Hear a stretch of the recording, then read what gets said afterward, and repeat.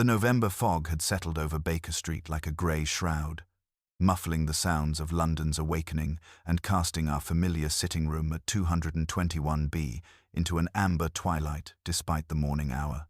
I sat by the fire, attempting to focus on the morning edition of the Times, while Holmes remained motionless in his leather armchair, his long fingers steepled beneath his chin in that peculiar attitude of contemplation I had come to know so well.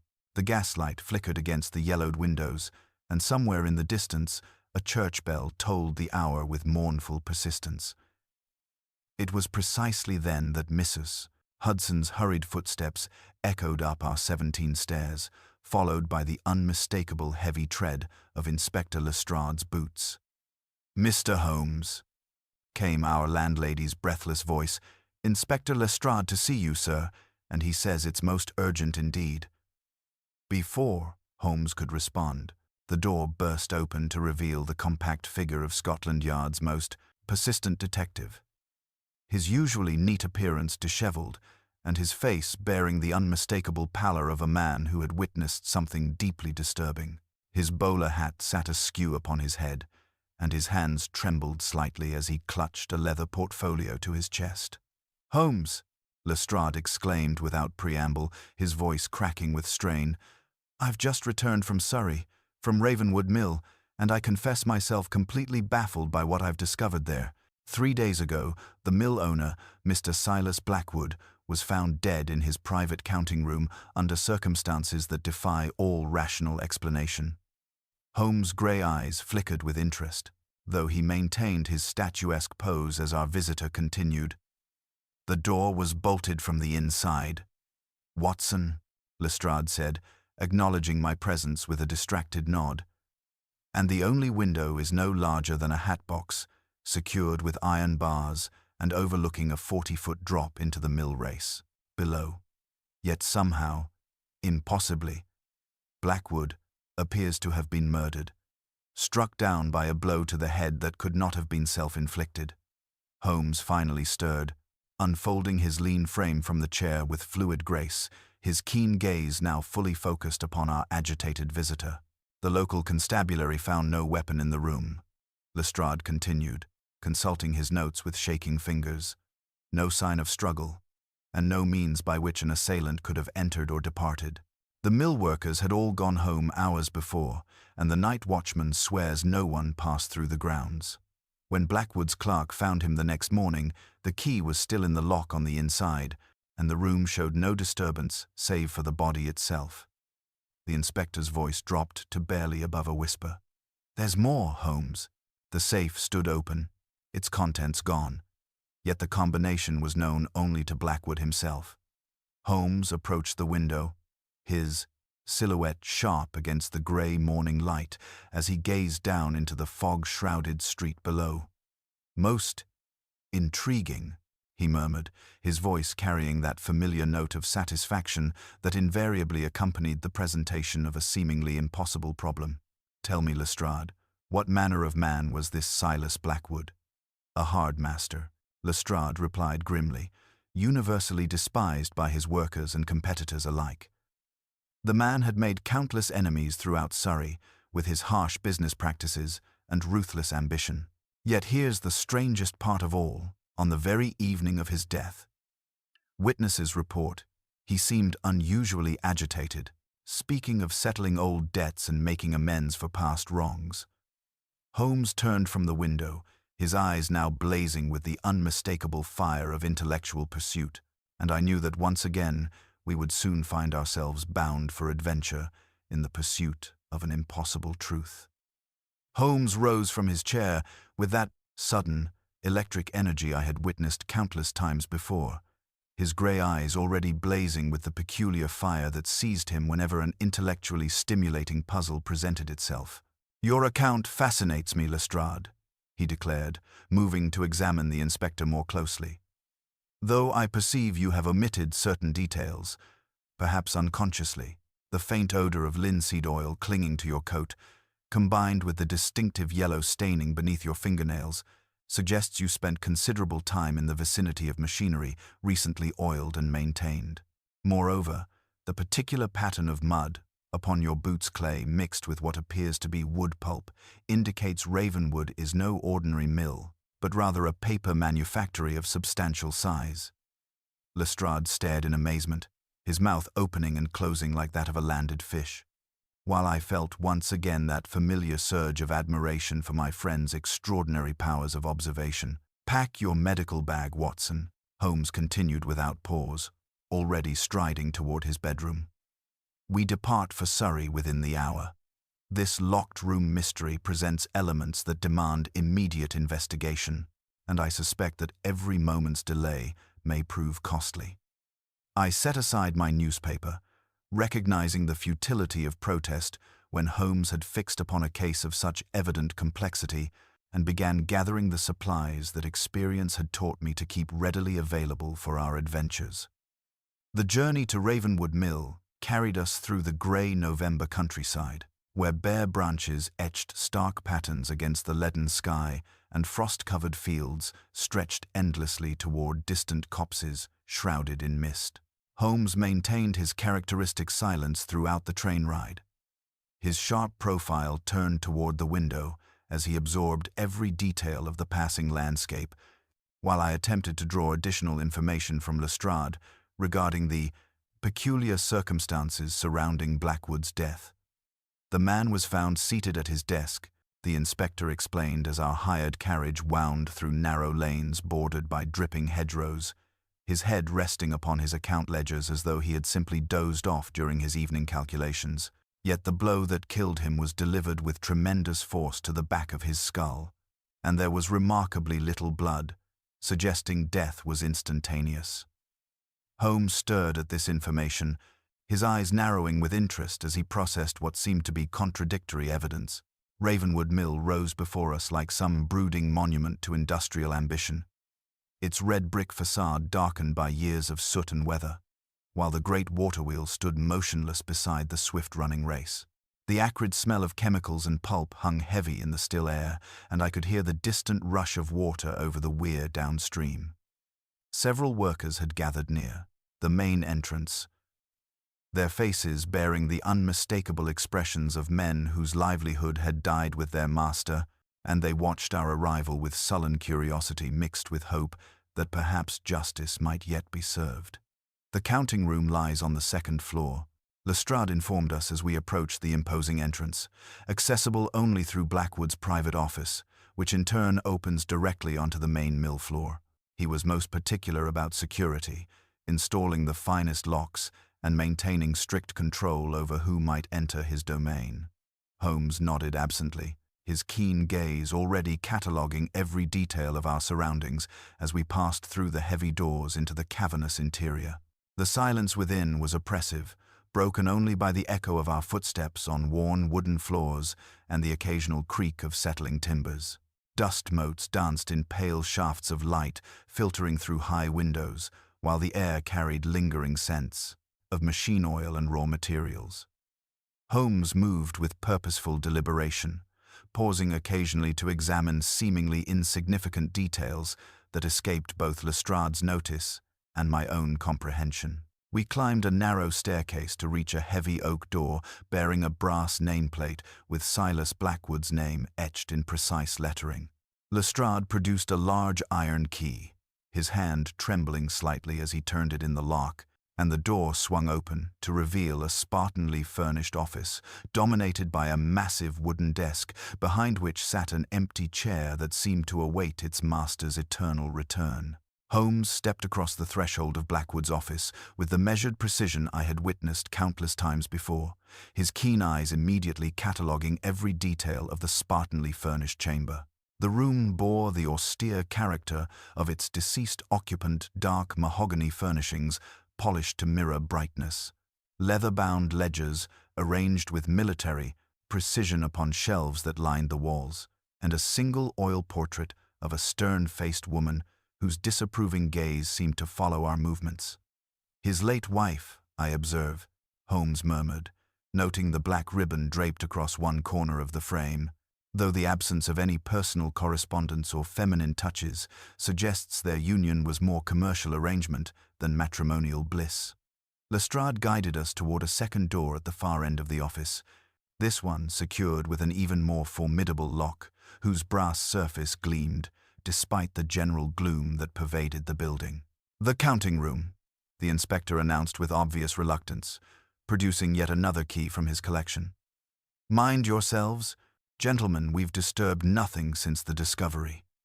The heavy oak door swung open with a prolonged creak that seemed to echo through the very foundations of the mill, revealing a chamber perhaps 12 feet square, its walls lined with metal, filing cabinets, and dominated by a massive desk positioned directly beneath the room's single window.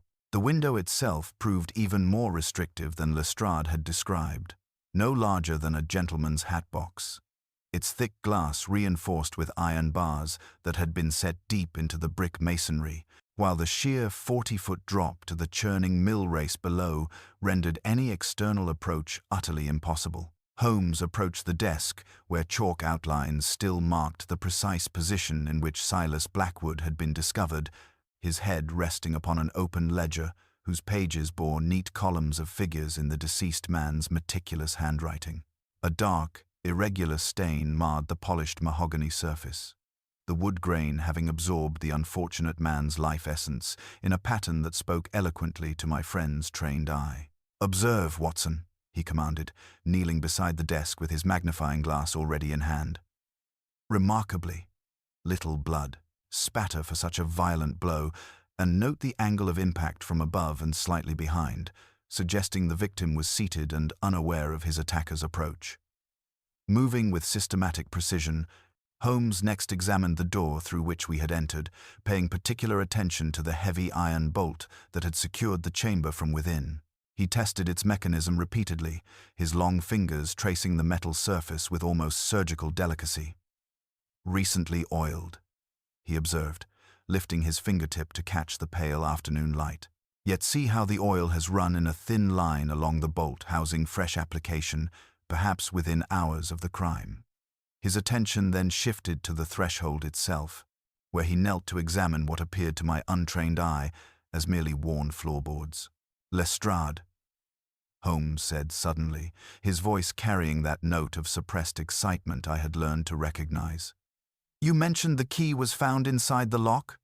The inspector nodded emphatically, clearly proud of this crucial detail that seemed to render the crime impossible. Holmes produced a small envelope from his waistcoat, and using his penknife tip, carefully extracted what appeared to be a minute fragment of dark thread from a groove beneath the door. "Curious," he murmured, holding the evidence to the light. "Worsted wool, dyed with Prussian blue, expensive fabric, not the sort worn by mill workers." The opened safe commanded his attention next, its steel mouth gaping like some metallic predator caught in the act of feeding. Holmes knelt before the strongbox, examining the dial mechanism with microscopic intensity, while I marveled once again at his ability to discern significance in the most trivial details. "The combination tumblers show recent manipulation," he announced after several moments of concentrated study. "But observe the scratches around the dial, multiple attempts by someone unfamiliar with the proper sequence before achieving success." Rising from his examination, Holmes surveyed the chamber once more, his grey eyes lingering upon details that remained utterly mysterious to both Lestrade and myself. The oppressive silence was broken only by the distant sound of water rushing over the mill race below, a constant reminder of the impossible nature of the crime we sought to unravel. "We shall require interviews with the clerk who discovered the body and the night watchman," Holmes declared finally. "But first, Inspector, I must examine any rope or cordage kept about the premises for bundling paper reams."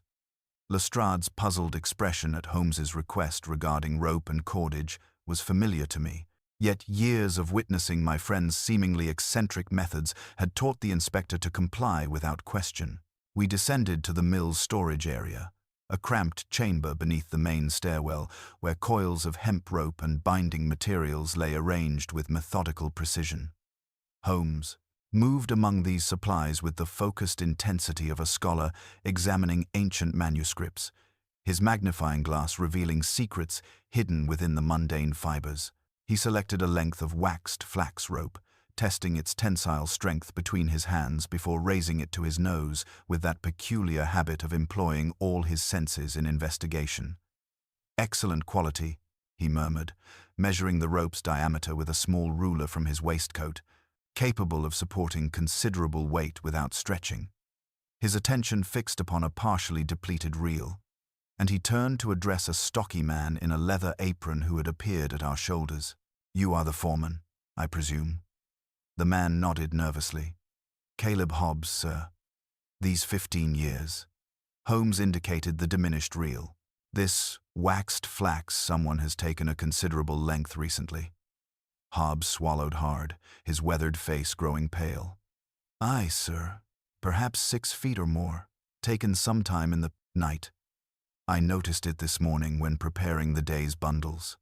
Our examination was interrupted by the approach of hurried footsteps, and presently a thin, nervous gentleman appeared in the doorway, his pale complexion and ink-stained fingers immediately identifying him as the chief clerk. "Inspector Lestrade," he stammered, wringing his hands with obvious anxiety.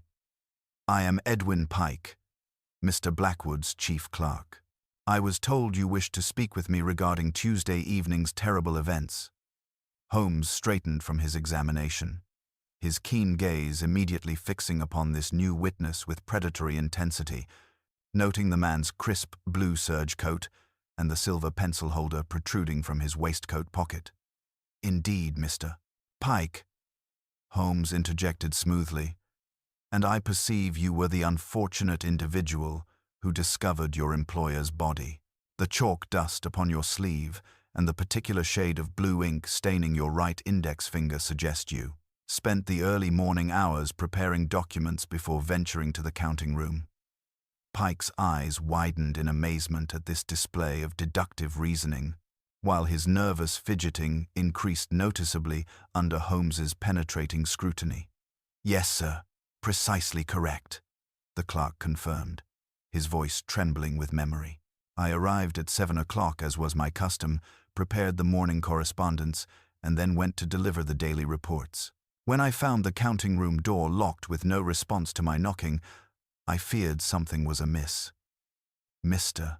Blackwood was invariably punctual and never failed to unlock his door by 8 o'clock sharp. Holmes gestured encouragingly for the man to continue, while simultaneously noting details about Pike's appearance that escaped my comprehension entirely. "Had you noticed any change in your employer's behavior during recent days? Any unusual visitors or correspondence?" The clerk's expression grew thoughtful as he considered this crucial question. "Now that you mention it, sir, Mr. Blackwood had been most agitated for nearly a week, receiving several urgent telegrams that seemed to disturb him greatly. He had taken to working unusually late hours, and on Monday evening he received a visitor who seemed to vex him considerably. I heard raised voices from the office before he sent me away with a packet for the post." Our interview was interrupted by the arrival of a grizzled man carrying a lantern, despite the afternoon light streaming through the high windows. "Thomas Briggs," he introduced himself with a respectful touch to his cap, "night watchman these past 20 years. Holmes's eyes brightened with interest as he questioned this crucial witness about his rounds on the fatal evening. "From 10 to 6, sir. Every hour, on the hour gate, yard, wheelhouse, and past Mr. Blackwood's door. But near 2 o'clock, I heard something most peculiar." The old man's gaze lifted toward the rafters above. A humming sound, like a taut string plucked.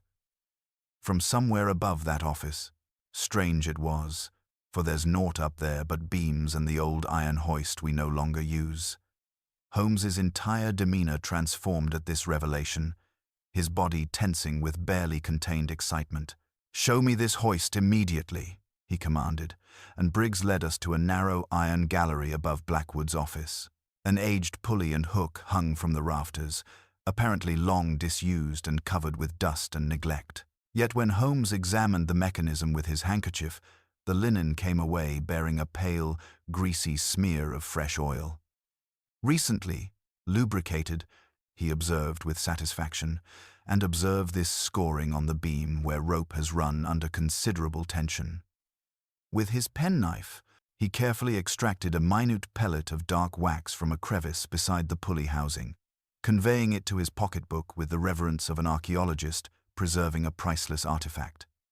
Implications of this discovery sent a thrill of understanding through my friend's keen intellect, and I could see the first threads of solution beginning to weave themselves into a coherent pattern within his extraordinary mind.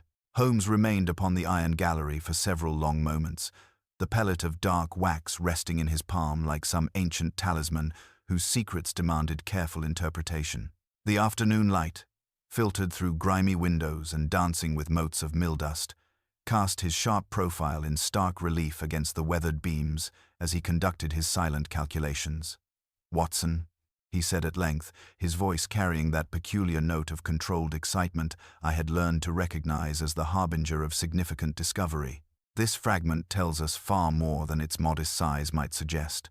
Observe the striations upon its surface, the distinct pattern of rope weave impressed while the wax was still warm and pliable." Descending, once more, to the counting room, Holmes positioned himself at the precise spot where Blackwood's body had been discovered, his movements deliberate as he traced sightlines from the desk to the narrow window above. The chalk outline upon the mahogany surface seemed to mock our efforts, a silent testament to the impossibility of the crime we sought to unravel. The angle of the fatal blow, the minimal blood spatter, the victim's undisturbed position all suggest death was instantaneous and unexpected, he murmured, producing his tape measure to gauge distances with mathematical precision. Yet the mechanism above tells a different tale entirely. Our examination was interrupted by Pike's nervous cough from the doorway, where the clerk stood wringing his hands with obvious distress. "Mr. Holmes," he ventured hesitantly, "I've been thinking about that packet Mr. Blackwood sent me to post on Monday evening. It was addressed to a Mrs. Agnes Blackwood at Rosemary Cottage in Guildford, his late brother's widow, I believe. The weight of it suggested documents rather than mere correspondence, and Mr. Blackwood seemed most anxious that it reach her without delay." Holmes's grey eyes sharpened with interest at this intelligence, and I observed him make a swift notation in his pocketbook. "Most illuminating, Mr. Pike," Holmes replied, though his attention remained fixed upon the open safe whose steel mouth gaped like some metallic predator caught in the act of feeding. "The combination scratches you mentioned. Lestrade, show me precisely what you observed." The inspector approached the strongbox with renewed purpose, pointing to faint scoring around the dial mechanism. "Multiple attempts. As I said, Holmes, someone unfamiliar with the proper sequence before achieving success." Holmes knelt before the safe, his magnifying glass revealing details invisible to our untrained eyes. "Indeed. Yet observe the final sequence executed with confidence and precision. Our thief possessed the correct combination, but chose to disguise this knowledge with deliberate fumbling. The sound of approaching footsteps echoed through the mill's cavernous interior, followed by voices raised in urgent conversation. Through the narrow window, I observed a well-appointed carriage, drawing to a halt in the cobbled yard, from which emerged a gentleman whose expensive attire and imperious bearing immediately distinguished him from the mill's working population. Pike's face drained of color as he recognized the newcomer. "Mr. Jasper Rook," he whispered with obvious anxiety, "of Ashvale Paperworks. He and Mr. Blackwood were locked in bitter competition over the naval stores contract." Holmes straightened from his examination of the safe, his entire demeanor transforming with barely contained anticipation. "Excellent," he murmured, moving to the window to observe Rook's interaction with the mill workers below. "Note his bearing, Watson, military precision in his condo movements. The particular way he questions the foreman suggests familiarity with industrial processes, a man of method and calculation." The visitor's voice carried clearly through the thin walls as he demanded information about Blackwood's death, his tone suggesting authority accustomed to immediate compliance. We shall observe Mr. Rook's behavior most carefully, Holmes continued, producing the blue thread he had recovered from beneath the door, though I suspect our true quarry possesses far greater cunning than a mere business rival driven by commercial jealousy. His gaze shifted meaningfully to Pike, whose blue serge coat bore a frayed cuff that matched the evidence with suspicious precision. The clerk seemed to shrink under Holmes's penetrating scrutiny, his nervous fidgeting increasing as understanding dawned that he had become an object of investigation rather than merely a helpful witness. The afternoon shadows lengthened across the counting-room floor as Holmes completed his preliminary examination. His keen intellect, already weaving connections between the physical evidence and the human drama unfolding before us. Yet I recognized the calculating gleam in his eyes that invariably preceded some devastating revelation, and I knew that while he had grasped the essential elements of this ingenious crime, he would reveal them only when the moment served his larger purpose of exposing not merely the method, but the true identity of Silas Blackwood's clever and ruthless murderer. The afternoon shadows lengthened across the counting-room floor as Holmes completed his examination of the blue thread, his calculating mind already weaving connections that remained invisible to the rest of us. Pike's increasing nervousness had not escaped my friend's attention, and I observed him studying the clerk with that peculiar intensity that invariably preceded some devastating revelation. It was at this moment that heavy footsteps echoed through the mill's corridors, followed by a commanding voice that brooked no contradiction from the workers below. Jasper Rook entered the counting room with the bearing of a man accustomed to immediate deference, his silver hair meticulously groomed and his dark overcoat bearing the unmistakable hallmarks of Savile Row tailoring. Perhaps 50 years of age, he possessed the erect posture and clipped movements of military training, while his calculating grey eyes surveyed our small assembly with the practiced assessment of both opportunity and threat. A gold watch chain stretched across his substantial waistcoat, and the diamond pin in his cravat caught the pale afternoon light with brilliant precision. "Inspector Lestrade," he announced in cultured tones that carried an undertone of barely suppressed authority. "I am Jasper Rook of Ashvale Paper Works. This tragic business requires swift resolution, both for justice and for the stability of our industry." His gaze swept over Holmes and myself with obvious recognition. "Mr. Sherlock Holmes, I presume. Your reputation precedes you throughout London's commercial circles." Holmes stepped forward with fluid grace, his keen eyes immediately cataloguing every detail of this new player in our unfolding drama. "Mr. Rook," he replied smoothly, "and I perceive you were well acquainted with the late Mr. Blackwood's business methods. The particular shade of blue ink staining your left cuff matches precisely the distinctive formulation used in his correspondence, suggesting recent handling of his documents."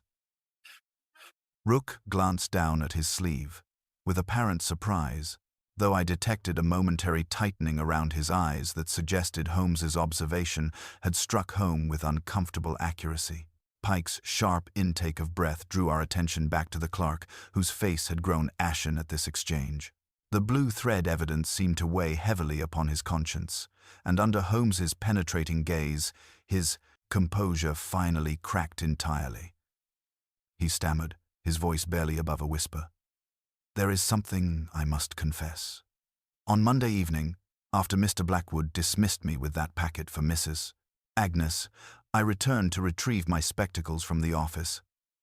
I heard voices from the counting room. Mr. Blackwood and another man discussing what sounded like old debts and past grievances." Holmes's grey eyes blazed with satisfaction at this crucial intelligence, while he produced his notebook to record this testimony with meticulous care. "And the nature of this conversation, Mr. Pike?" The clerk wrung his hands with obvious distress. The visitor's voice was cultured, educated, but filled with such venom that it chilled my very soul. They spoke of payments overdue and consequences for broken promises. The conversation lasted perhaps 10 minutes, and then I heard footsteps descending the main staircase. Rook maintained his composure with the practiced ease of a desponders, man accustomed to concealing his thoughts, though his fingers drummed against his watch chain in a rhythm that betrayed inner tension. Blackwood had many enemies. Mr. Holmes, he observed with calculated indifference. His business practices made discretion a necessity and revenge a constant threat. Holmes moved to the filing cabinet nearest the window, where his keen eye had detected something that escaped our notice entirely. Using his penknife, he carefully extracted a fragment of charred paper wedged behind the drawer, evidence of someone's hasty attempt to destroy documents. The partially burned fragment bore the letterhead of a London banking house, with visible notations regarding promissory notes and the initials A.B., clearly legible despite the damage. "Most illuminating," Holmes murmured, preserving the evidence in his pocketbook. "Someone has been most anxious to eliminate certain financial records, yet their haste has preserved the very information they late sought to destroy." His attention then shifted to the narrow window, where he observed the mill's housekeeper crossing the yard below, her severe black dress and purposeful stride immediately distinguishing her from the mill workers. "Mrs. Channing," Pike identified nervously. "She brings Mr. Blackwood his evening tea and tends to his personal effects." Holmes's eyes sharpened with interest as he noted the woman's bearing and the basket of mending she carried. Through his magnifying glass, he observed her work, including what appeared to be repairs to a blue serge garment that matched exactly the thread he had discovered beneath the counting-room door. The pieces of this intricate puzzle were beginning to align in Holmes's extraordinary mind, though he maintained his characteristic reserve while processing the implications of each new revelation. The physical evidence, the wax pellet, the blue thread, the charred financial records combined with Pike's testimony, and the presence of multiple suspects, each with motive and opportunity, created a web of deception that would challenge even his remarkable powers of deduction. As the November twilight deepened around Ravenwood Mill, I sensed that my friend had grasped the essential elements of this ingenious crime. Yet he would reveal them only when the moment served his larger purpose of exposing not merely the method, but the true identity and motive of Silas Blackwood's clever and ruthless murderer. Holmes approached Mrs. Channing with the measured precision that characterized his most productive interrogations, his keen eyes immediately cataloguing the woman's methodical stitching and the distinctive blue serge fabric stretched across her work frame. The housekeeper looked up from her mending with the composed dignity of long service, though I detected a subtle tension in her weathered features that suggested our approach had not gone unnoticed. Her basket contained the usual implements of domestic maintenance: thread, needles, and small scissors. Yet Holmes's attention fixed immediately upon a small cake of dark wax wrapped in linen that rested among her supplies. "Mrs. Channing," Holmes began with deceptive mildness, producing the blue thread he had discovered beneath the counting-room door. "I observe you are mending a garment of precisely the same material and weave as this evidence. A remarkable coincidence, particularly given the circumstances of Mr. Blackwood's death." The housekeeper's needle paused momentarily in its work, though her expression remained carefully neutral as she examined the thread fragment with apparent professional interest. "Mr. Pike tore his coat sleeve on the sorting machinery yesterday morning," she replied with measured precision, her voice carrying the authority of unquestioned competence in domestic matters. "I mend all such garments for the staff as part of my regular duties, Mr. Holmes. There is nothing unusual in such work." Yet Holmes had already noted the defensive quality that had crept into her tone, and his grey eyes sharpened with the predatory focus I had witnessed countless times before. "Indeed," he murmured, examining the wax cake with his magnifying glass. "And this particular preparation designed for waterproofing cordage rather than domestic purposes. Curious supplies for a housekeeper, unless one's duties extend beyond the usual realm of domestic maintenance." Mrs. Channing's composure showed the first hairline crack as Holmes lifted the wax to catch the fading afternoon light, revealing the distinctive resinous composition that matched perfectly with the evidence recovered from the hoist mechanism above. Pike, who had followed our conversation with mounting anxiety, suddenly stepped forward with the desperate urgency of a man whose conscience could no longer bear its burden. "Mr. "Holmes," he said, his voice trembling with suppressed emotion. "There are matters regarding Mr. Blackwood's recent behavior that you must understand. He had been most agitated these past weeks, receiving urgent correspondence that seemed to disturb him greatly." The clerk's hands shook as he produced a crumpled telegram from his waistcoat pocket. This arrived on Monday morning, and after reading it, Mr. Blackwood became like a man possessed by demons. Holmes accepted the telegram with barely contained satisfaction, his eyes scanning the brief message with the intensity of a scholar examining ancient manuscripts. The communication bore the stamp of a Guildford post office and contained only a few terse lines. Final notice. Payment overdue. Consequences imminent. A. B. The initials matched perfectly with those on the charred banking document, creating a pattern of evidence that spoke eloquently to my friend's trained intellect. "Mrs. Agnes Blackwood," Holmes observed, his voice carrying that note of controlled excitement that invariably accompanied significant discovery. "The widow of Silas Blackwood's late brother, if I am not mistaken, and, judging by the urgency of this communication, a woman with considerable leverage over our deceased mill owner." He turned to Pike with renewed intensity. "That packet you posted on Monday evening, describe its contents more precisely." The clerk's face drained of color as he realized the implications of Holmes's questioning. "Legal documents, sir, and what appeared to be a substantial sum in banknotes. Mr. Blackwood seemed most anxious that it reach Mrs. Agnes without delay, speaking of settling old debts and making amends for past wrongs." His voice dropped to barely above a whisper. He mentioned something about workers' pension contributions that had been irregularly managed.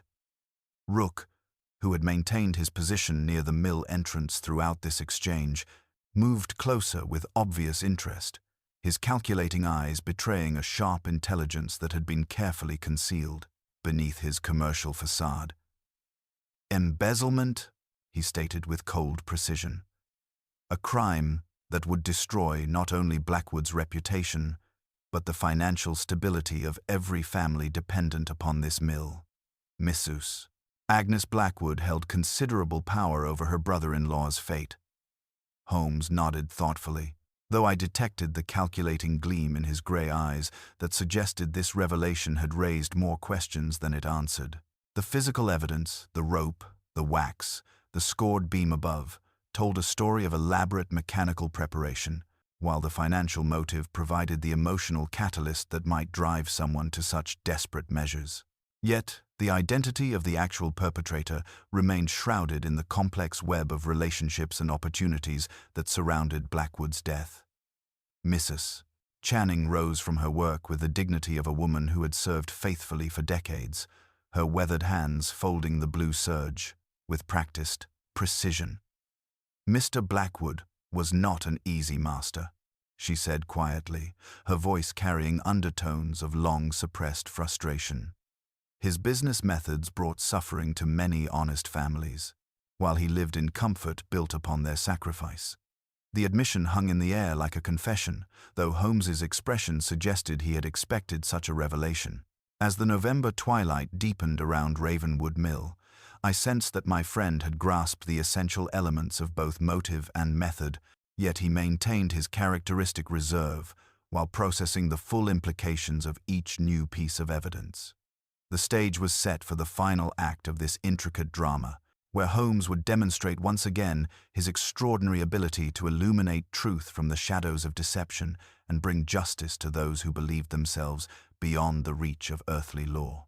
The November evening settled over Ravenwood Mill like a heavy shroud, transforming the industrial complex into a maze of shadows and whispered secrets where truth and deception prepared for their final confrontation.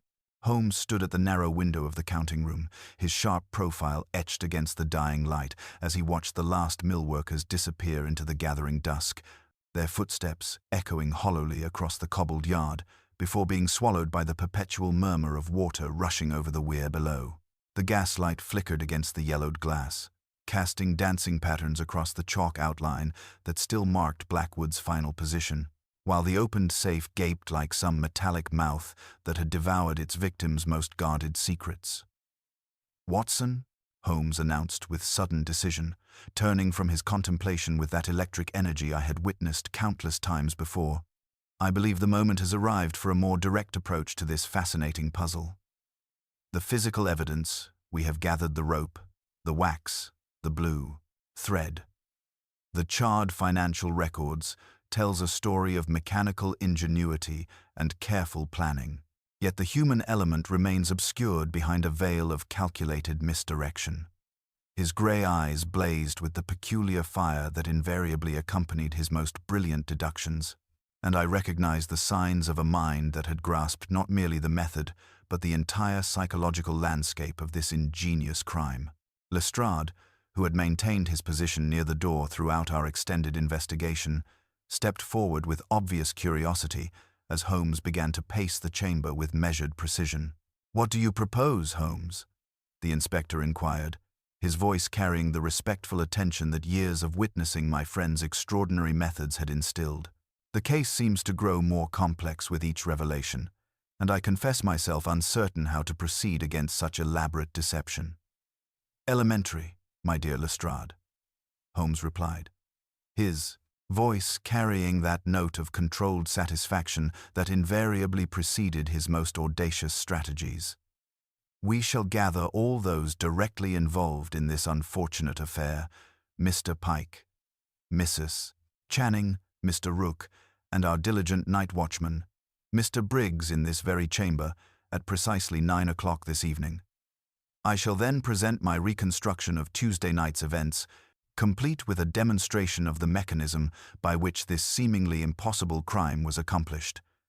He paused, allowing his words to settle over our small assembly like the mill's perpetual shroud of industrial dust.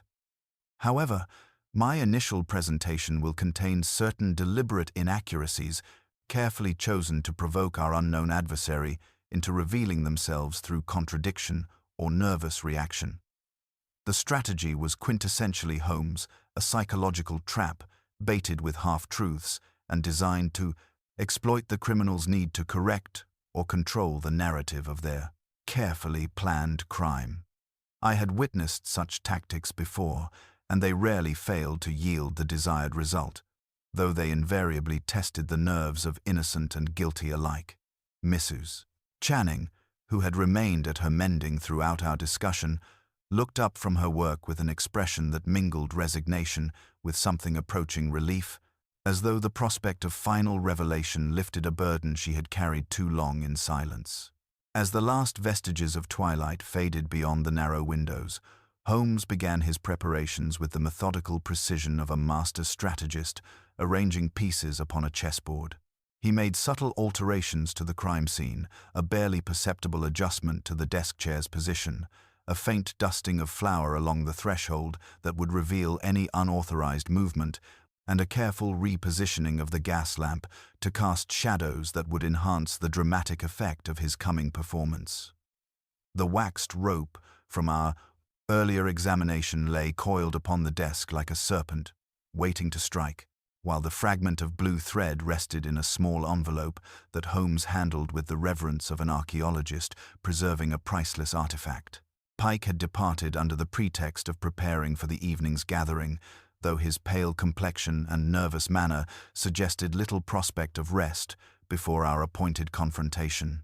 Rook had withdrawn to the village inn, his calculating demeanor betraying no hint of anxiety despite the mounting evidence that surrounded Blackwood's death like an ever-tightening noose. Only Mrs. Channing remained at her station, her needle moving with mechanical precision through the blue serge fabric, while her weathered features bore the composed dignity of long service, mixed with something deeper, perhaps the quiet satisfaction of one who had witnessed justice. Delayed but not denied, the mill's ancient timbers creaked and settled around us as the November cold crept through every gap and crevice, while the distant sound of water over stone provided a constant reminder of the inexorable passage of time toward our moment of truth.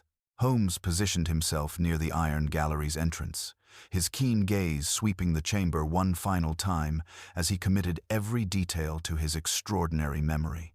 The stage was set for the unmasking, and I felt that familiar thrill of anticipation that invariably preceded my friend's most brilliant demonstrations.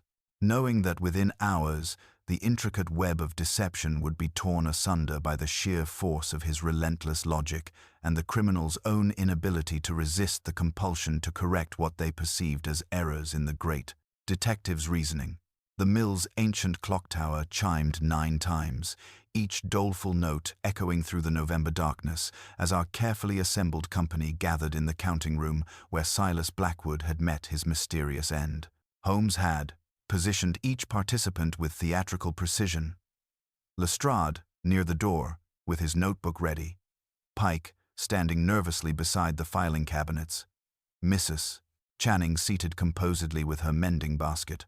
Rook maintaining his imperious bearing near the opened safe, and old Briggs positioned where he could observe every face in the flickering gaslight.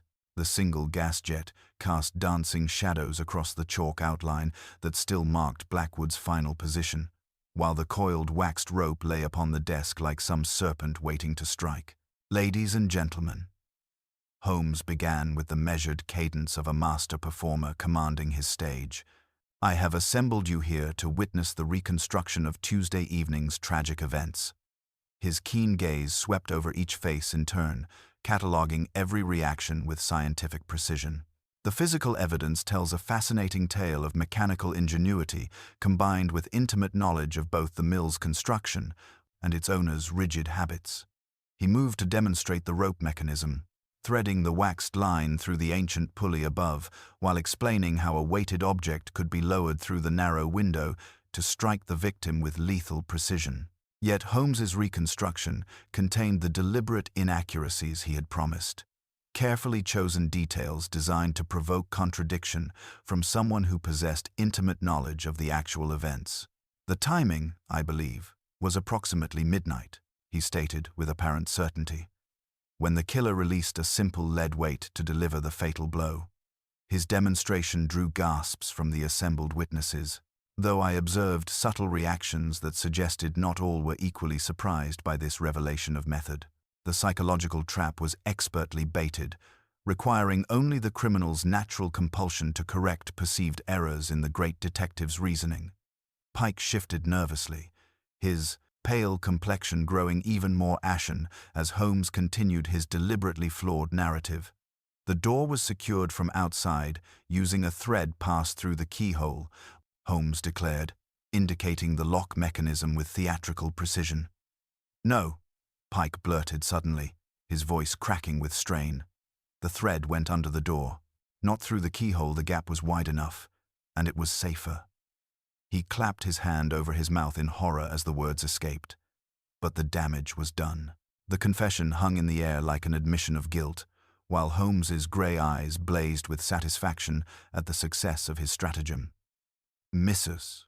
Channing rose from her position with sudden dignity, her weathered features reflecting the inner struggle between loyalty and justice that had tormented her throughout our investigation. "Mr. Pike speaks the truth," she said quietly, her voice carrying the authority of absolute conviction. But he was not alone in this endeavor. The boy came to me in desperation. Knowing what Mr. Blackwood intended to flee with the workers' pension funds rather than face Mrs. Agnes's demands for restitution.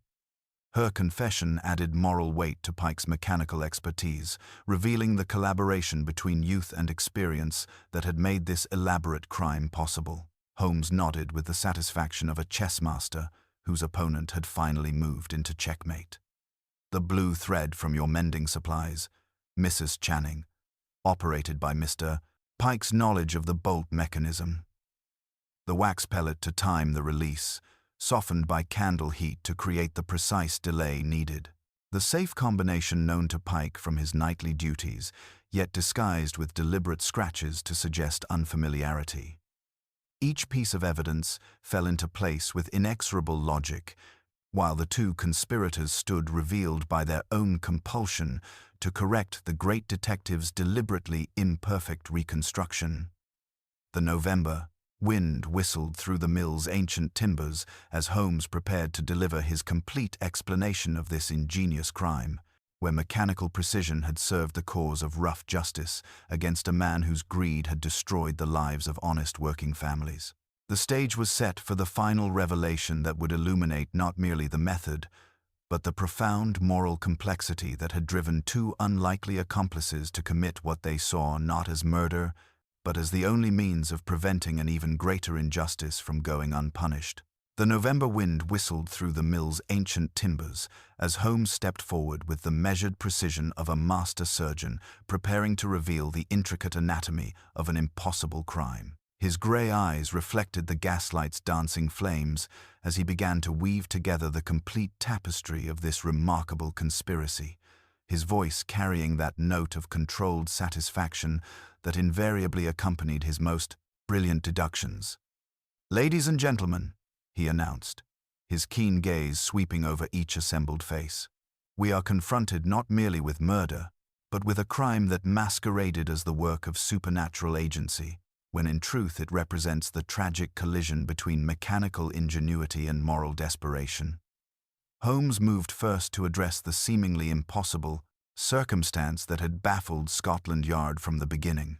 "The bolted door presented our first great obstacle," he explained, kneeling to examine the threshold where his earlier investigation had recovered the crucial blue thread. Yet, Mr. Pike, with his intimate knowledge of this chamber's peculiarities, observed that the gap beneath the door was sufficient for his purposes. Mrs. Channing's strong worsted thread, waxed for flexibility and strength, was passed beneath this door and tied to the key itself. His demonstration was precise and methodical as he showed how the thread could operate the press lock mechanism from outside. Once the conspirators had completed their work within this chamber, the thread was pulled to turn the key, securing the lock from inside. A simple tug then withdrew the thread entirely, leaving only this small fragment caught in the groove, evidence of impossible entry where none had occurred. Rising to his full height, Holmes directed our attention to the ancient hoist mechanism, visible through the chamber's ceiling.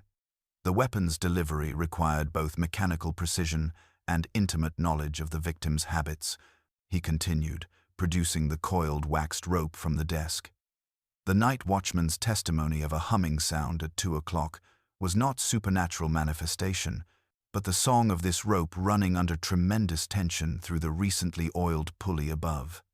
His explanation unfolded with scientific precision as he demonstrated how the murder weapon, Blackwood's own cast iron paperweight, chosen for its symbolic appropriateness, had been suspended above the narrow window on a carefully calculated trajectory.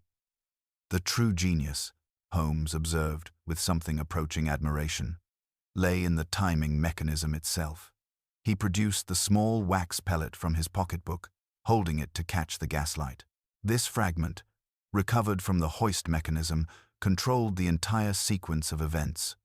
The paperweight was suspended on a secondary rope, held in position by a knot sealed with this waterproofing wax. A candle, positioned beneath the wax seal, was lit hours before the crime, its flame gradually softening the wax until the knot released at precisely the calculated moment. Pike's shoulders sagged under the weight of confession as Holmes's reconstruction proceeded with inexorable logic. "The telegram from Mrs. Agnes Blackwood was indeed the final warning," the young clerk whispered, his voice barely audible above the mill's perpetual murmur. Mr. Blackwood had already transferred the workers' pension contributions to his personal account and booked passage on the morning ferry to Calais. By dawn on Wednesday, every family in this village would have been destitute. Their life savings vanished with a man they had trusted with their futures. Mrs. Channing nodded with the dignity of a woman whose conscience had finally found peace through revelation. "I have served this mill for 30 years. She said quietly, her weathered hands folding with composed resignation, watching honest families struggle while that man grew fat on their labor. When young Pike came to me with proof of the theft, we faced a choice between allowing injustice to triumph or taking desperate measures to prevent an even greater crime." Holmes's final explanation integrated every piece of evidence with mathematical precision. The safe combination was known to Pike from his duties, yet he deliberately created scratches around the dial to suggest unfamiliarity, misdirection designed to obscure his access to the stolen funds. The minimal blood spatter and precise angle of impact confirm that Blackwood was struck from above while seated at his desk, completely unaware of the mechanical sword of Damocles suspended above his head. The detective's grey eyes blazed with intellectual satisfaction as each element fell into perfect alignment. The humming sound heard by our watchman was the rope singing as the paperweight dropped through its calculated arc, delivering instant death before being immediately withdrawn by the counterweight system, leaving no weapon and no trace of external entry. Lestrade stepped forward with obvious reluctance, his duty as a representative of the law warring visibly with his sympathy for the moral complexity of the situation. "This remains murder, regardless of the victim's character or intentions," he said heavily, though his voice lacked its usual conviction. "The law cannot sanction vigilante justice, no matter how compelling the circumstances."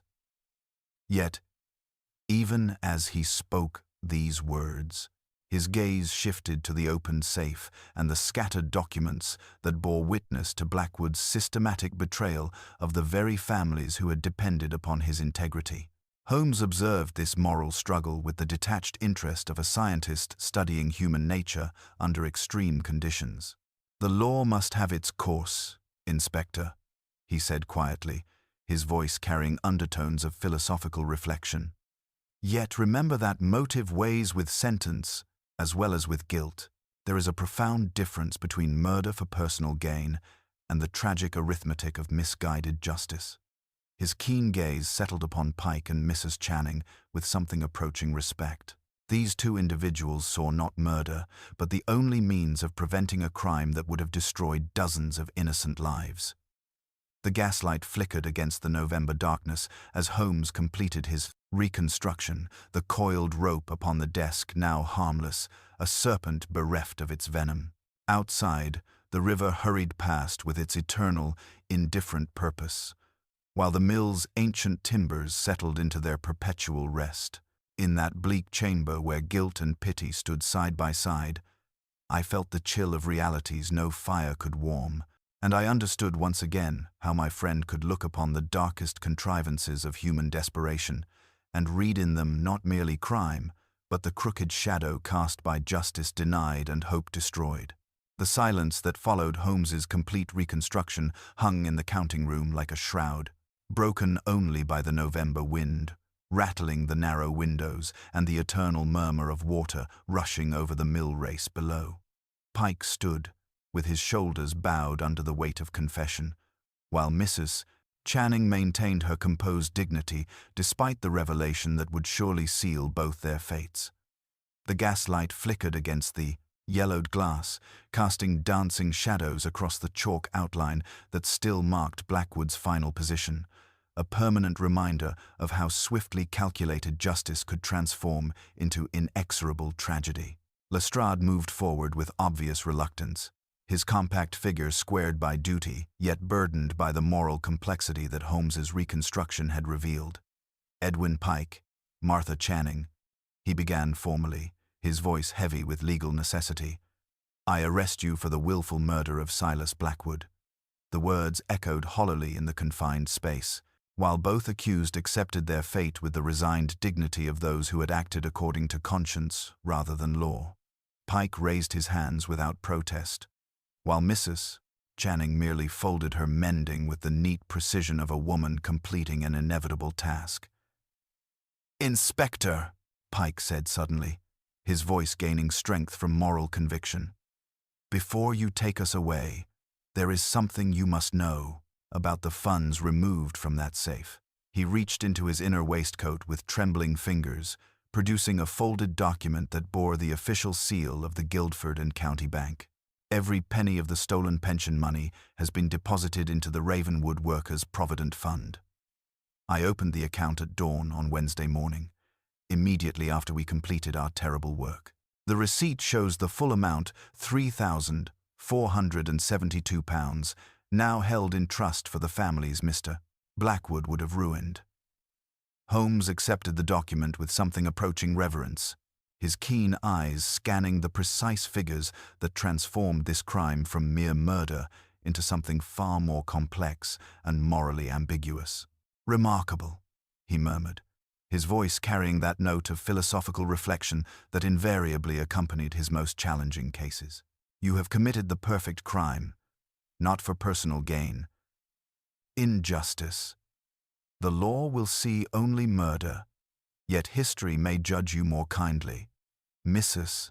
Channing stepped forward with the measured grace of a woman who had spent decades in service to others, her weathered hands clasped before her with composed resignation. "We never intended to become killers, Mr. Holmes," she said quietly, her voice carrying the authority of absolute conviction. "When young Pike showed me the evidence of Mr.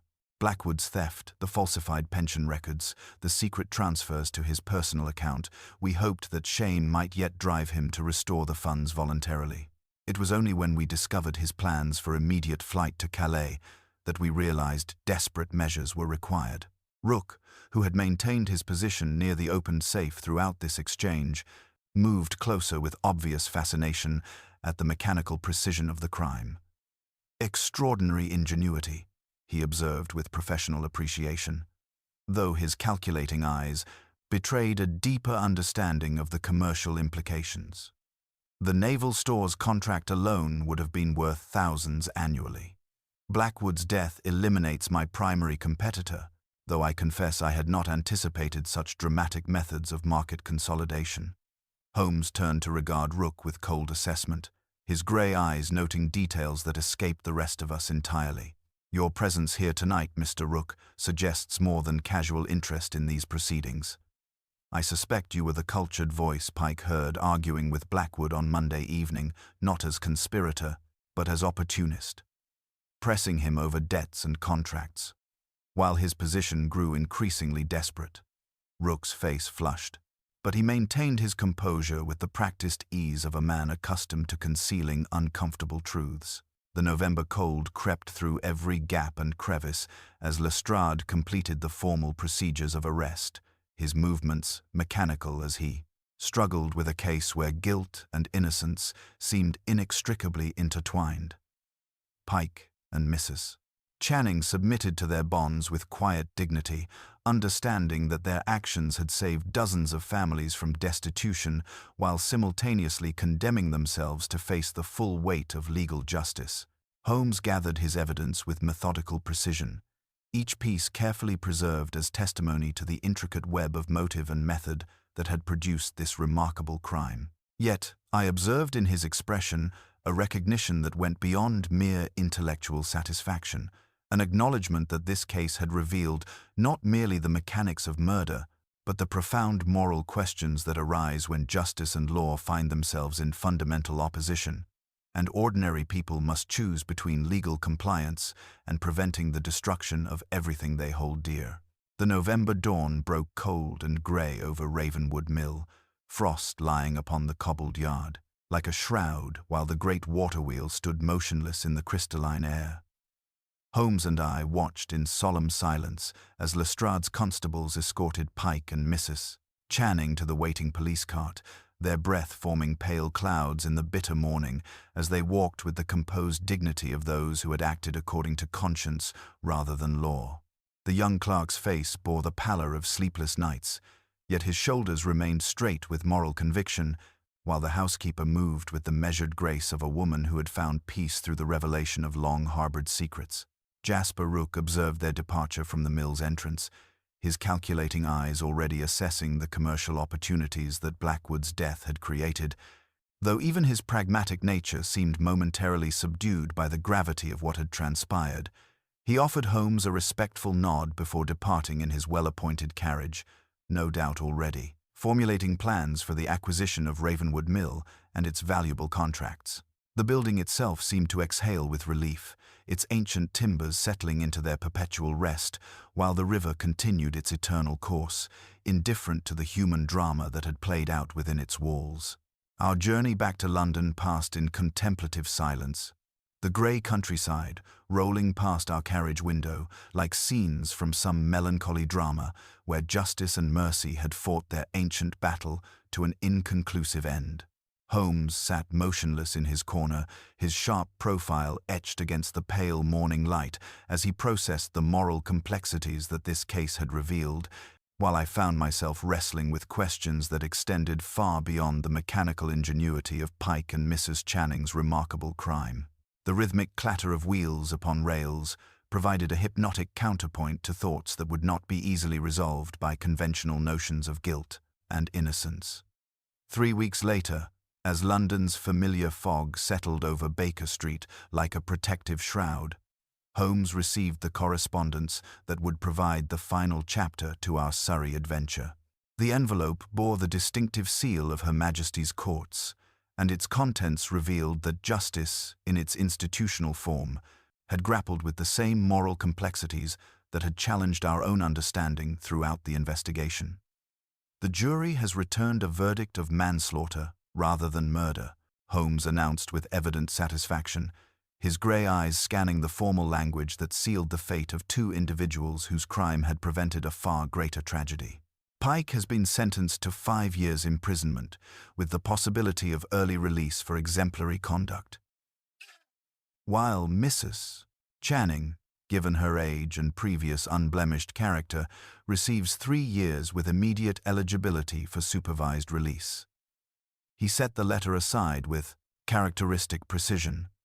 The judge's remarks specifically noted the extraordinary circumstances and the defendant's immediate confession, acknowledging that their actions, while inexcusable under law, were motivated by the desire to prevent the financial destruction of dozens of innocent families. The afternoon post brought additional correspondence that provided closure to the various threads our investigation had uncovered. Mrs. Agnes Blackwood's letter, written in a firm feminine hand and bearing the faint scent of lavender, confirmed that she had withdrawn all claims against her brother-in-law's estate upon learning the full extent of his embezzlement. The pension funds rightfully belong to the workers and their families, she wrote with admirable directness, and I have instructed my solicitors to ensure that no legal obstacles prevent their proper distribution. She had also established a modest scholarship fund for the children of mill workers, transforming her personal loss into a lasting benefit for the community that had suffered under Silas Blackwood's avarice. Lestrade's official report provided the final administrative details, noting that the Ravenwood Workers' Provident Fund had been legally recognized and that every penny of the recovered money would reach its intended beneficiaries.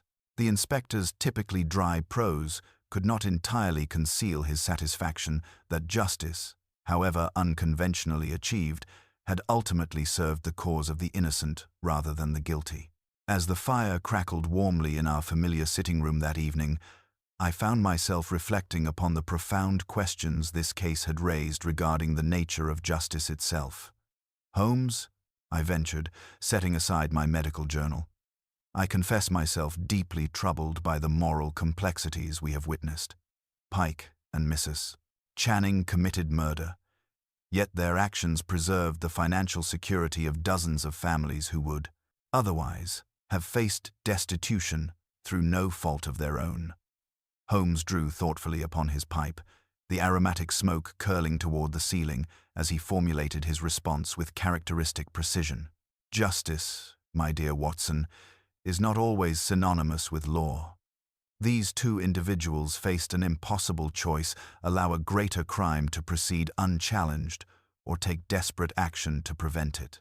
They chose the path of rough justice, accepting the personal consequences to protect those who could not protect themselves."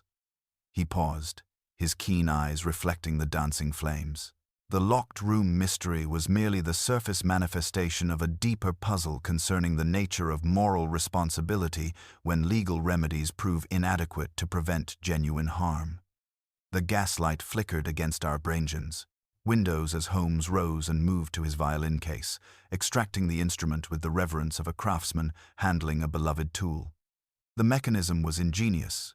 He observed, tuning the strings with practiced precision. Yet the motive was what elevated this crime, from mere murder to something approaching tragic necessity. In the end, we are confronted not with simple questions of guilt and innocence, but with the far more complex challenge of understanding how justice operates when law proves insufficient to protect the innocent from the depredations of the corrupt. He drew the bow across the strings, producing a haunting melody that seemed to capture the melancholy beauty of moral complexity itself. Besides, he added with that characteristic smile that transformed his austere features, the world will supply us with fresher puzzles by morning. I have received a most intriguing communication from a gentleman in Whitechapel whose pocket watch keeps perfect time when placed upon a Bible, yet loses precisely 13 minutes when resting upon a newspaper. If that is not an invitation to intellectual adventure, I know not what is. That observation, Holmes struck a final, crystalline note that hung in the air like a benediction, and the dark case of Ravenwood Mill closed with the quiet finality of a ledger balanced at last. In our comfortable sitting room, where so many mysteries had found their resolution, I understood once again that my friend's genius lay not merely in his ability to solve impossible crimes, but in his capacity to illuminate the profound human truths that transform mere detection into something approaching wisdom. The mechanical puzzle had yielded to his extraordinary powers of deduction, yet the deeper questions of justice and moral responsibility would continue to resonate long after the immediate mystery had been solved, reminding us that the most challenging cases are often those that force us to examine not merely what happened, but whether what happened was right.